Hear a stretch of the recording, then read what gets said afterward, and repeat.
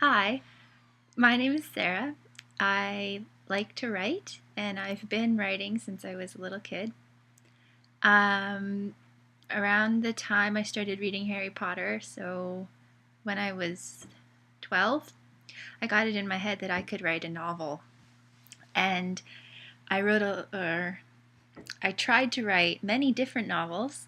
None of them ever came to an end. They got a few chapters in, and then I would start something else or abandon it or what have you.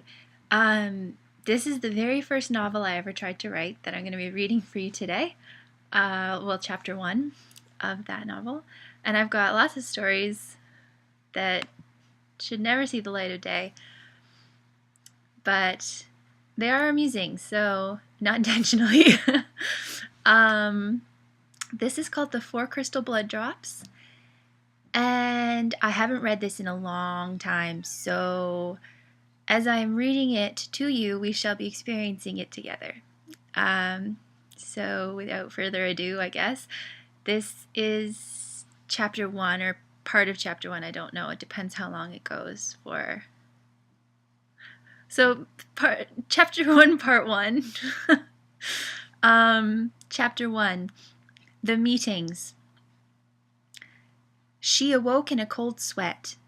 She ran her fingers through her hair, gasping for breath. She had just had a terrifying nightmare, but when she tried to recall what it was, it wouldn't come to mind. She got up and paced her room. Her cat, Star, rubbed against her leg. She glanced at the clock. It was 5:30. She figured she'd stay awake until the sun rose, then go for a morning jog, not knowing what the future held. Across town, a man awoke in a cold sweat too. He rolled out of bed and threw cold water in his face. He had just had a terrible nightmare as well, but couldn't remember what it was. He looked at the clock. It read 5:30. He figured he'd stay up until sunrise, then go for a walk. He, also, did not know what the fates were planning.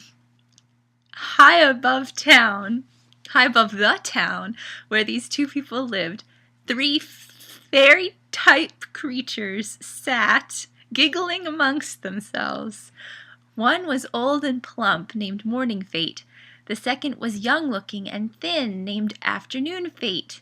The last was a mere child, one who looked about age 15, who was skinny, and named Evening Fate.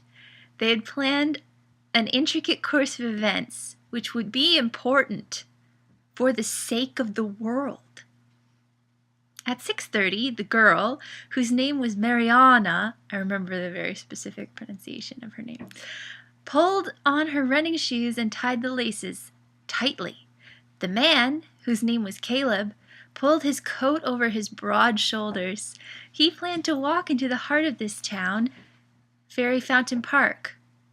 I'm assuming that's the heart of the town and not the town.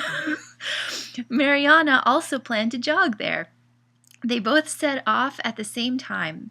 When Mariana arrived, she stretched on a park bench and took off towards Fairy Fountain.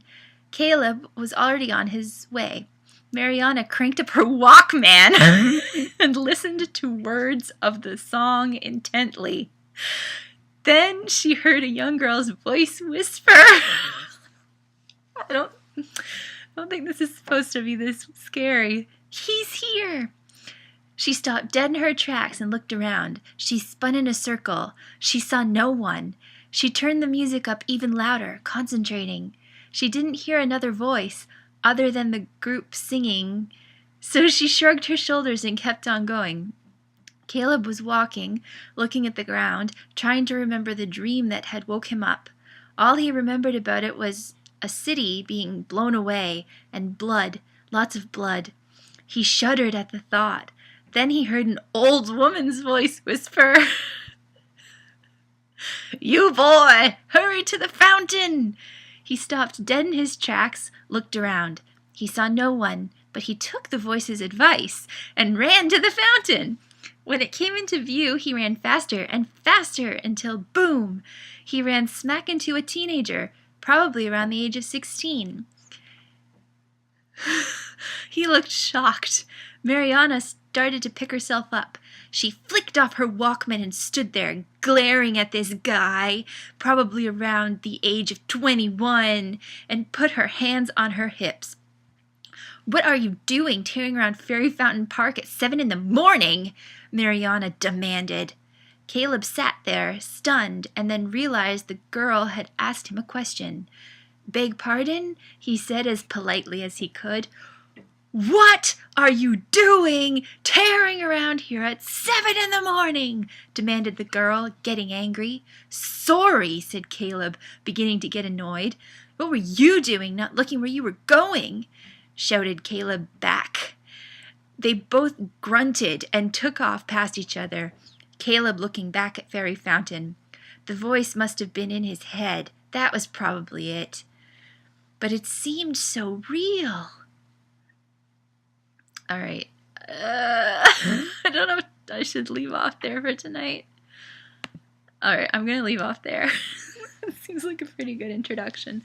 I'll do part 2 of chapter 1 tomorrow, maybe. Yeah, so I'll do more later, I think, because there's not really another break. And I don't want to keep talking for 12 minutes. So, bye!